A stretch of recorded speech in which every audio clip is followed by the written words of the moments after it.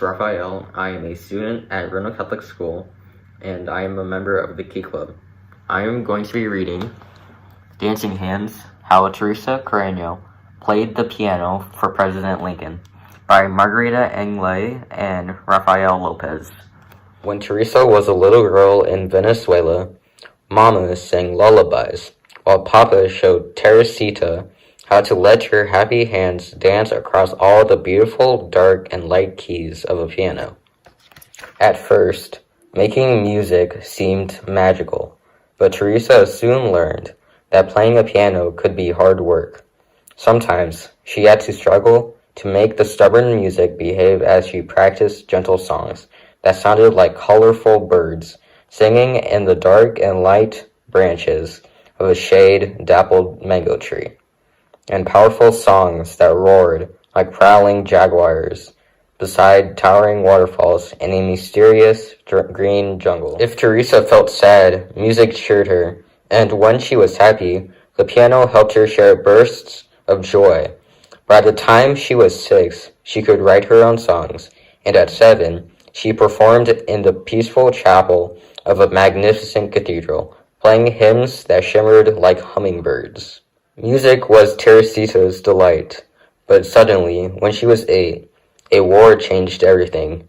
Guns blazed, swords flashed, and poor Papa had to rush the whole family down to the seashore and onto a ship into a storm where wind howled, waves rolled, barrels tumbled, ropes snapped, and clouds bucked and kicked across the wild sky like angry mules. By the time the ship arrived in New York, Teresa felt lost. She was homesick. How could she ever play happy songs again in this unfamiliar country where she did not know a single friend?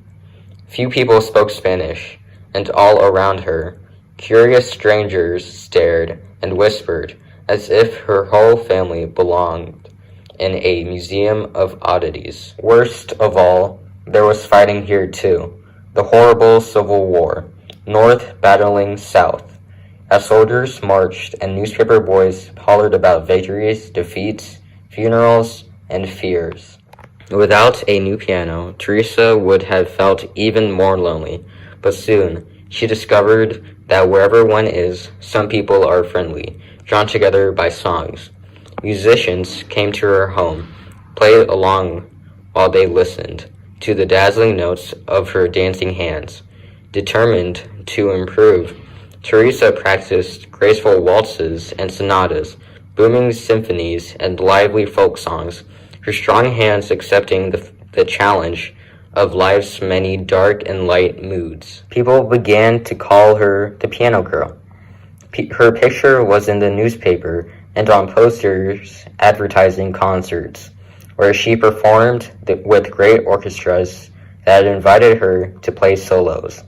Teresa triumphed in enormous theaters where children clapped and cheered, while their parents stood up and tossed roses. With Papa at her side, she traveled to elegant cities, and by the time she was 10, the Piano Girl grew so famous that she received amazing invitations, including one so special that she could hardly believe her eyes.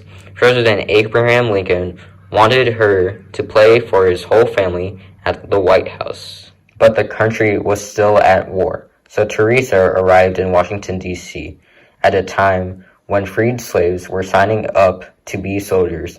The injured moaned, and nurses groaned from the sheer weariness of caring for so many fevers and wounds.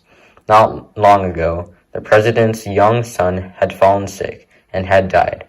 Men argued about battles lost, battles won, speeches made, victory delayed. Teresa began to worry. How could music soothe so much trouble? Poor Abraham Lincoln. Teresa hoped she could entertain the president, his grieving wife, and their 2 surviving sons. Her fingers might stumble, the rhythms emerging too slow or too fast. But Teresa was brave, and she believed in trying her best. So she entered the White House silently, clutching Papa's hand fiercely as they stepped into a room so red that it looked like a storm or a sun. Teresa remembered how it felt to be a homeless refugee and how lonely she had been, surrounded by strangers, some of them rude, and others kind. The memory of meeting past challenges now helped her fingers dance, celebrating the way life had turned out to be, a mixture of all sorts of feelings, happy and sad. But the piano was poorly tuned, making her music sound ugly. What should she do? Refuse to play?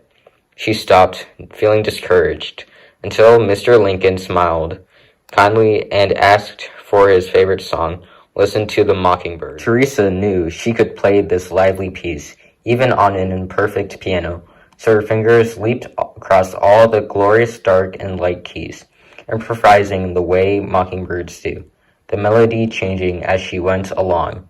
Music swirled, twirled, and soared on wings of sound.